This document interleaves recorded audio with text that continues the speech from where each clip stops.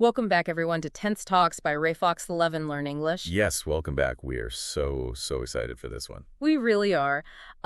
Today is a very special deep dive. This is episode 3, all about verbs. And I know grammar can sound a bit like a flashback to grade school. Oh, totally. People hear grammar and they just tune out. Exactly. But trust me, today we aren't just memorizing rules. We are looking at the literal mechanics of human thought. I mean, we are looking at how we express action, how we express time, and, well, reality itself. Right.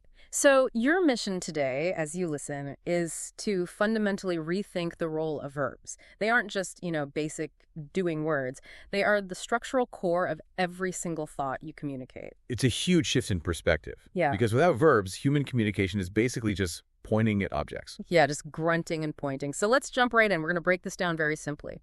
First up, what exactly is a verb? Well, the formal definition is that a verb describes an action, a state, or an occurrence. Crucially, it is the main part of the predicate in a sentence. Okay, let's make that concrete for the listener. Give us a specific example. Sure. Let's use a really foundational example. Uh-huh. And I'll say this nice and slow so you can hear the parts. The dog runs down the street. The dog runs down the street. Okay, got it. So in that sentence, runs is the verb. Exactly. Because it represents the specific action that this subject, which is the dog, is doing. I always like using a car analogy for this. Like, if a sentence is a car, the noun, the dog, is just the chassis. It's just sitting there on the driveway. Right, it's just raw material. Yeah. But the verb, the word runs, that is the engine that actually makes it move. So let me ask you this. Without that verb, isn't a sentence just a completely static, frozen snapshot? Oh, absolutely. The verb is what brings this state, or the occurrence, to life.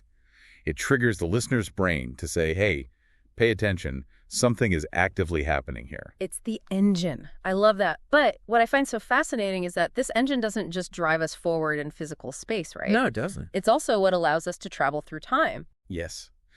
Verbs are literally our linguistic time machines. They don't just show action, they anchor us in time.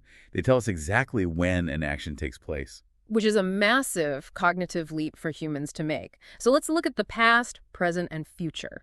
How do verbs handle this? Let's use a really simple general rule example. Let's take the verb to talk. Okay, talk. Let's start with the past. To put talk in the past, the rule is incredibly efficient. You just add an ed to the end. So talk becomes talked. Talked. It's almost like a filing cabinet. You stamp it with an ed and file it away in the past. That's a great way to visualize it. Now, for the present tense, you usually leave it completely unchanged, or maybe add an s or an es, depending on the subject. So like he talks. Right, he talks. It requires very little modification because, well, the present is our default state. We're living it. Got it. Okay, so past is talked, present is talks. But then we get to the future, and this is where it gets a little weird. It does get weird. Because to project into the future, English doesn't just let us tack on a simple suffix. We can't say talks something. We have to summon an entirely separate word to put in front of it. Yes, we add the word will before the verb, so it becomes will talk. Will talk. I have always questioned why the future gets this special two-word treatment. Well, think about it. The future doesn't actually exist yet, Yeah. right? It's entirely in our imagination. Yeah. By forcing us to use a separate word like will, the language is essentially building a bridge of intention. The action hasn't materialized yet. That is wild. We have to construct the bridge before the verb can cross over into tomorrow. Exactly. But I do need to put a huge asterisk here for the listener. Oh, right. The caveat. Yes, the crucial caveat. Not every verb follows these neat little rules. Mm-hmm. English is, well, it's beautifully messy. It really is. Like, just think about the verb eat. If you followed the rule, the past tense would be eated. You'd just add the ed. But nobody says eated. No, the sentence is the boy ate the grapes, A-T-E. The word entirely changes its shape.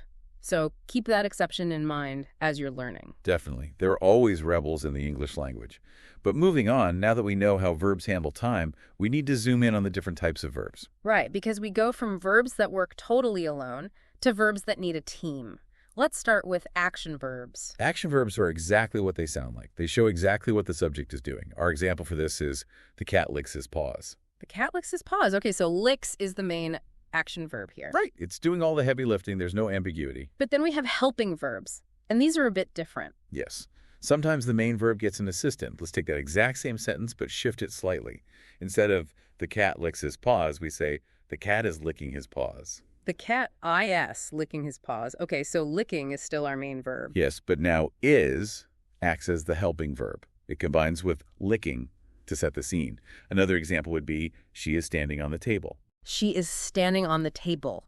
You know, I frame helping verbs as the buddy cop dynamic of grammar. The buddy cop dynamic. Yeah, like the main verb licking or standing is the rogue detective actually out on the streets doing the heavy physical action.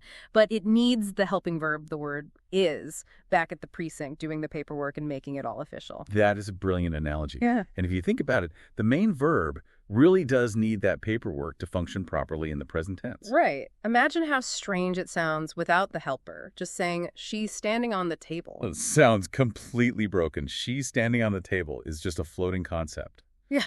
The helping verb is anchors it to reality. It really does. But okay, if helping verbs assist in describing hard reality, what happens when we want to talk about something that isn't currently happening, but, you know, it could happen? This leads perfectly into our third category, the modal verbs. I am so enthusiastic about modals. I describe them as the multiverse switches of the English language. They are the alternate reality buttons. They absolutely are. Modal verbs express possibility or probability. Let's look at some examples nice and clearly. He could fly in the morning. He could fly in the morning. Okay. Or the cat could lick his paws. And the bear could be in the cave. See, could plus the main verb entirely changes the stakes. Like if you swap the bear is in the cave with the bear could be in the cave, it completely alters the listener's relationship to the sentence. It's a totally different biological response. If the bear is in the cave, you're running away.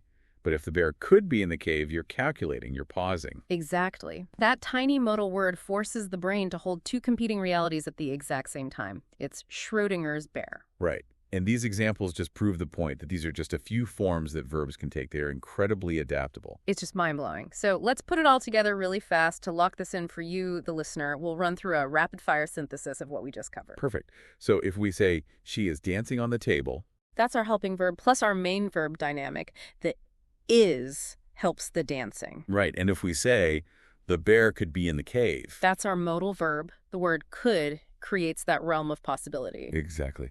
And finally, if we say, the boy ate the grapes. That is our main action verb, but it's also a perfect reminder of our past tense caveat. It's not eated, it's ate.